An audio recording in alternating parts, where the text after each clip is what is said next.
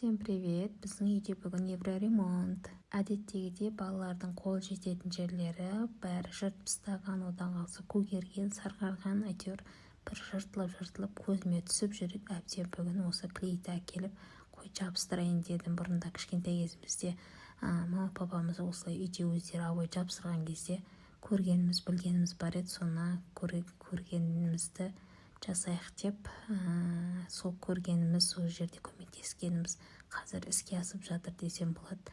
Сол әдеттегі мына қиярымды қиып алып, құрсын жамай алмай қалсам не істеймін деп қорқып, әбден әйтеуір әрең жабыстырдым. Осыны дегенше үріп қорқып, балалар деген жыртып тастаған ғой. Енді көріп тұрғандай кесіп тастаған жерлерін кәдімгідей қолмен жыртып, содан негізі мына обойды дұрыс жабыстырмаған деп әңгіме айтып отырсаң ше, негізі шынымен дұрыс жабыстырмаған. Негізі деген ол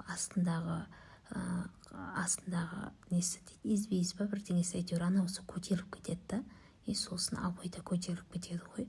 Негізі ана қырып, бұрында папаларымыз қырып тастап жабыстыратын еді. Білмеймін, бұлар біртүрлі жабыстырып кеткен бізге.